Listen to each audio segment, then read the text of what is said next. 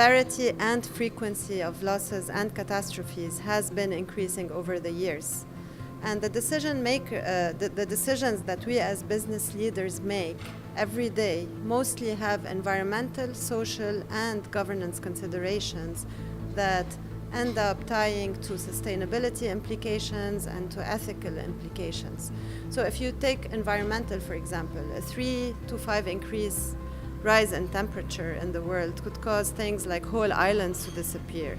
Like 40% of the Arctic species, like polar bears, won't exist anymore. So the environmental threat is real, and it's starting and happening right now. If you think about social demographic shifts, we have never seen that much mobile penetration in the world before, especially in Asia. Aging population is a problem that's becoming more one in Asia than ever before. A rise of the middle class. So those are all things that, are a call to action for sustainability. And from a governance perspective, we talk about boards and stakeholders are expecting us as leaders to be socially responsible, to incorporate those into our policies and our processes. So I don't think it's a choice, and I think we need to start addressing it right now.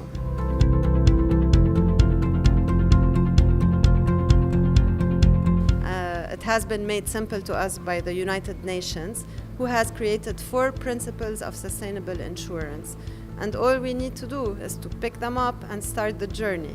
So the first principle talks about things you can do internally across the value chain of insurance, products, services, etc. And the easiest example would be eliminate paper, stop issuing paper policies.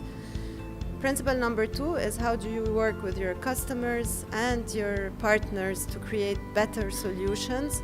An example would be us as insurers refining our data analytics and modeling so we can help clients understand the risks and model the risks as those temperature increases happen, what would happen to their portfolios, etc. That's one of the examples. Number 3 is how do we work with the government and regulators to advance the sustainability cause and to help them solve those ESG problems.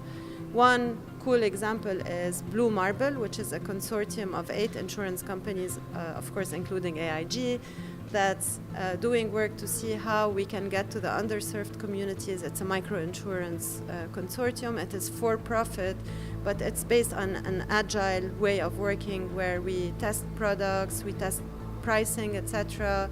We analyze the data, we log it, and we iterate the approach to make it work for everybody pretty much. And then principle number 4, last but not least, measure and report. So you need to measure your progress and then report it publicly. That creates better accountability, and then you can improve from there.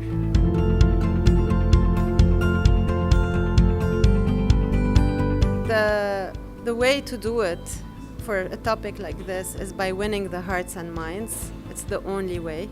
So winning the minds you do by showing all the facts, and the facts are quite flabbergasting, I would say.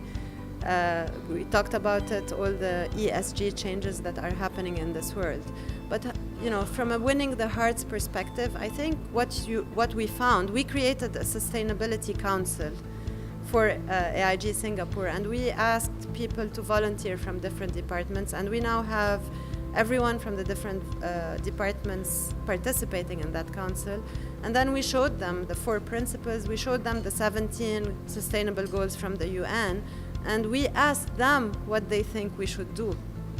So they are coming up with the ideas. They are the ones who are saying, let's distribute water bottles to everybody so we don't drink from plastic bottles anymore. Let's put recycling bins on every floor. I'm giving you the easy examples because those, I think, every single insurance company and every single company, for a matter of fact, in Singapore should be doing and can be doing. So that's one way to win the hearts and minds.